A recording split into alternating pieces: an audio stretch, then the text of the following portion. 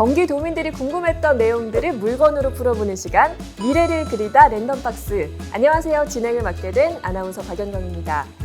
살면서 꼭 필요하지만 접근하기 어려웠던 정책 이슈들, 또는 알아두면 언젠가 꼭 쓸모있는 이슈들, 지금부터 물건으로 하나씩 풀어보는 시간 마련했습니다. 과연 어떤 분이 주인공으로 나와주실지 저도 기대가 되거든요. 바로 모셔보겠습니다. 안녕하세요. 경기연구원 자치행정연구실에서 근무하고 있는 이현우입니다. 오늘 랜덤박스 첫 번째 시간인데요. 준비를 많이 하셨나요? 네, 사실 지금 좀 떨리긴 하는데요. 네. 제가 오늘 첫 시간인 만큼 한번 열심히 해보도록 하겠습니다. 네, 저희가 랜덤박스 이렇게 선물을 풀어서 진행하는 시간인데 선물도 좀 풍성하게 준비했다 이렇게 말을 들었거든요. 보시면 좀 아마 깜짝 놀라실 겁니다. 잘 부탁드리겠습니다. 자, 때마침 첫 번째 사연이 도착을 했는데요. 저희가 첫 번째 사연부터 만나보겠습니다. 안녕하세요. 저는 경기도 외곽의 작은 동네에서 살고 있는 김준영이라고 합니다. 저는 저희 동네에 몇 안 남은 토박이 청년인데요. 그런데 요즘 저희 마을 분위기가 점점 안 좋아지고 있어요. 저같이 젊은 사람들의 인구가 점차 줄어들다 보니까 평균 나이대는 점차 늘어나고 있고 빈집들도 늘어나고 또 경기는 다 죽어서 동네 분위기가 썰렁해지고 있더라고요. 지역에서 농사를 짓거나 사업하시는 분들 말씀을 들어보면 판로를 찾기 어려워서 애를 많이 먹고 계신다고 하더라고요. 어떻게 하면 제가 사는 동네가 다시 활력을 되찾을 수 있을까요? 경기연구원에서 해답을 찾아주세요 라고 사연을 보내주셨습니다. 자, 김준영님의 사연을 저희가 읽어드렸는데 요즘에는 지역소멸이라는 말까지 나올 정도로 지역들이 위기를 겪고 있더라고요. 혹시 현장에서 또 직접 연구를 하고 계시니까 많이 체감하실 것 같아요. 어떠신가요? 앞서 사연에서도 나온 것처럼 실제로 학교들이 많이 폐교가 되거든요. 학생들이 없다는 말이고, 그리고 농촌이나 그다음에 지역에 있는 공장들 같은 경우에도 사람을 구하기가 되게 어려운 상황입니다.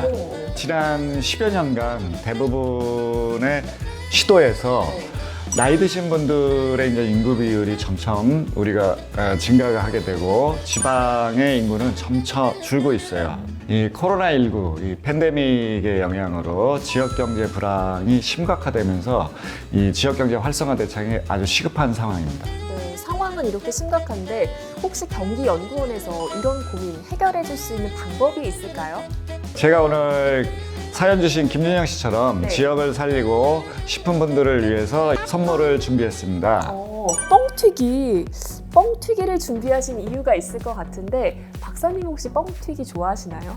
저도 뻥튀기 참 좋아합니다. 네. 이 작은 쌀 하나를 튀기면은 이렇게 크게 부풀려지는 뻥튀기처럼 기부한 것 이상으로 혜택이 돌아오는 고향사랑 기부제를 말씀드리기 위해서 오늘 자리를 마련했습니다. 고향사랑 기부제, 뭔가 큰 무언가가 있지 않을까 기대가 되는데 어떤 내용인지 좀 자세히 설명을 해주세요. 아마 생소하시겠지만 고향사랑 기부제란 개인이 주소지 이외에 지방자치단체에 기부를 하게 되면 세액공제와 함께 지역에서 나는 이러한 답례품도 받을 수 있는 제도입니다. 기부를 하면은 답례품을 받는다. 조금 이해가 되지 않는데 조금 더 자세히 설명해 주실 수 있을까요? 네, 좀 어렵죠. 예. 네.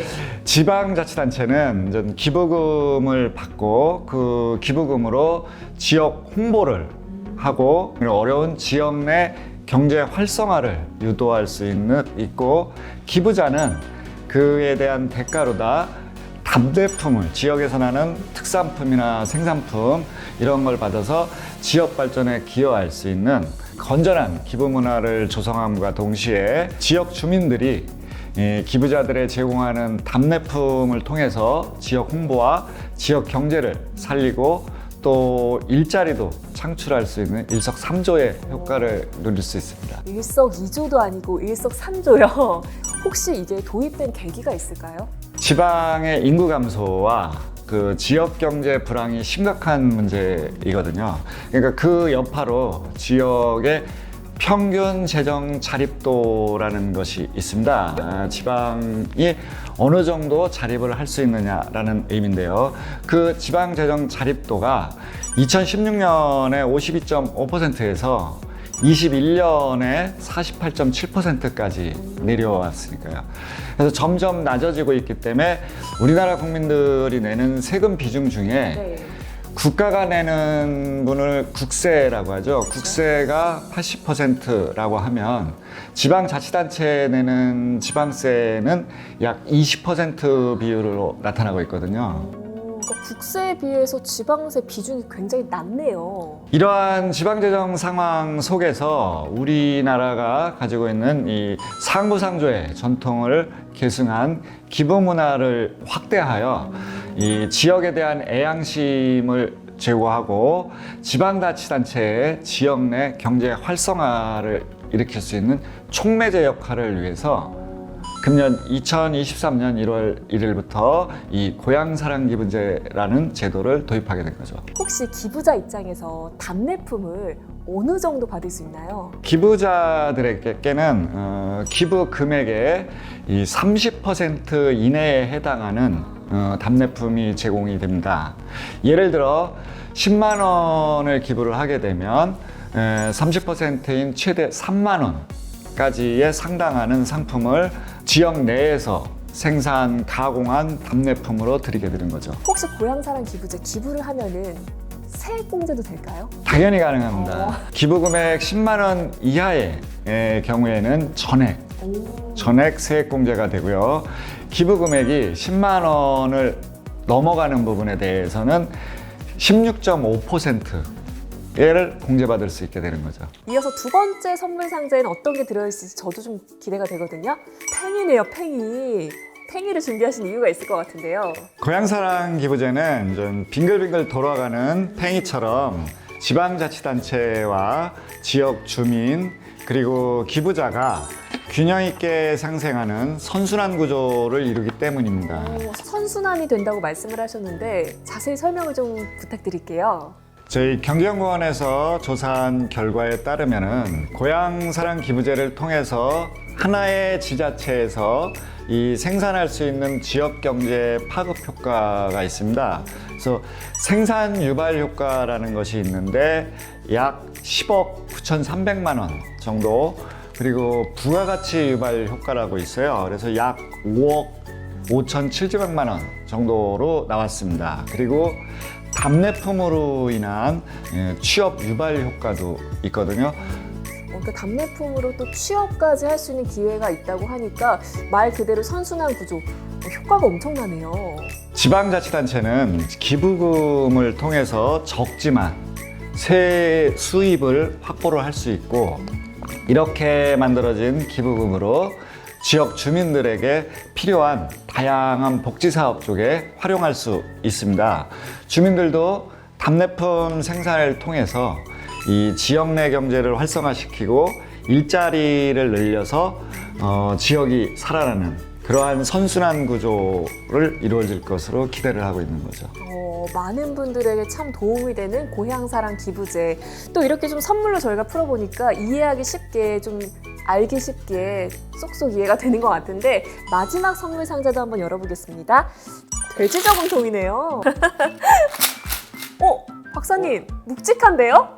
이걸 갖고 온 이유가 또 있을 것 같아요. 고향사랑 기부제로 모은 기부금 수입이 지역 주민들에게 이 복지 혜택으로다가 돌아갈 수 있도록 잘 관리해야 된다는 의미의 저금통입니다. 고향사랑 기부제가 잘 운용이 되려면은 어디에 쓰였는지 좀 투명하고 공정하게 알려줘야 될 것 같은데, 그 고향사랑 기부제, 기부금은 어디에 사용이 되나요? 이 고향사랑 기부제로 생긴 기부금 수입은 고향사랑 기부금에 관한 법률에 따라서 쓰임과 용도가 명확하게 명시되어 있습니다. 보통 4가지인데요. 이 사회적 취약계층을 지원한다거나 지역 청소년들을 보호하는 일에 쓰이기도 하고, 이 지역 주민들의 문화, 예술, 보건 등의 증진이나 시민 참여, 그리고 마지막으로 이 자원봉사와 같은 지역 공동체 활성화 등과 같은 이런 주민들을 위한 사업에 주로 쓰입니다. 그렇다면 고향사랑 기부제, 그 모인 수입금, 기부금을 공정하게, 투명하게 쓰기 위해서는 관리하는 기관도 필요할 것 같아요. 지자체에서는 어떤 역할을 할 수 있을까요?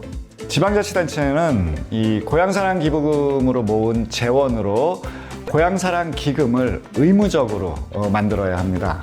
특히 기금 운영은 이 적립기금과 운영기금으로 구분하여 관리를 해야 하고요. 이 고향사랑기부금을 잘 관리할 수 있도록 조례를 제정하고 지역 주민에게 그 복지 혜택이 돌아가게끔 해야 합니다. 그리고 고향사랑기부제에 대한 홍보도 적극적으로 다 활용하여 더욱 많은 사람들이 제도 혜택을 누릴 수 있도록 해야 하겠죠. 고향사랑 기부제가 안정적으로 정착될 수 있게 지금 벌써 법적인 장치가 마련이 된 것 같은데 고향사랑 기부제 기부할 때 혹시 알아두면 좋을 점이 있을까요? 법인은 안 되고 개인만 기부를 할 수 있고요. 그리고 개인도 자신이 살고 있는 주민등록상 주소지에는 기부를 할 수 없습니다. 예를 들어 경기도 수원시에 살고 있는 사람인 경우에는 경기도의 본청 그리고 생활하고 있는 수원시 여기에는 기부를 할 수 없고요. 대신 경기도 내에 속해 있는 수원시 이외의 다른 지방자치단체에는 기부할 수 있습니다. 그리고 연간 최대 기부할 수 있는 금액이요. 개인은 500만 원까지입니다. 500만 원.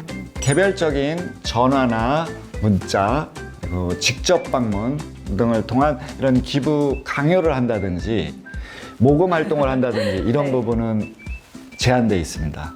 이 부분을 꼭 지켜주셔야 기부가 가능합니다. 네, 박사님 문득 궁금한 게 이 고향사랑 기부제 기부 횟수가 혹시 제한이 있을까요? 무한은 아니겠죠. 네. 그런데 가능합니다. 지금 현재 상태로는 특별히 10회다, 뭐 20회다 이런 거는 없습니다. 많이 하는 경우 있잖아요. 그럴 때도 그 혜택은 그대로 주시는 거죠? 세액공제라든지 답례품이라든지 그대로 적용됩니다. 고향사랑 기부제 저도 오늘 박사님과 이야기를 나누면서 처음 접했던 단어이긴 한데 조금 어렵게 느껴질 수 있는 정책 이슈를 이렇게 선물을 가지고 이야기를 하니까 저도 이해가 쏙쏙 잘 되더라고요. 아마 보시는 분들도 그렇지 않을까 생각이 되는데 오늘 함께 하셨는데 어떠셨어요, 박사님?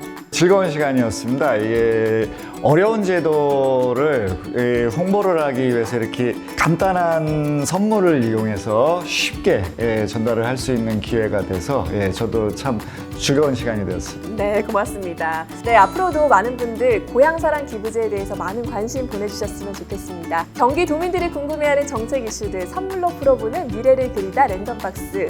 준비한 소식은 여기까지고요. 저희는 다음에 더 알찬 소식 가지고 찾아오겠습니다. 이정호 보수. 여기구나 바로. 주소지에 있는 집 좀 봐볼까요?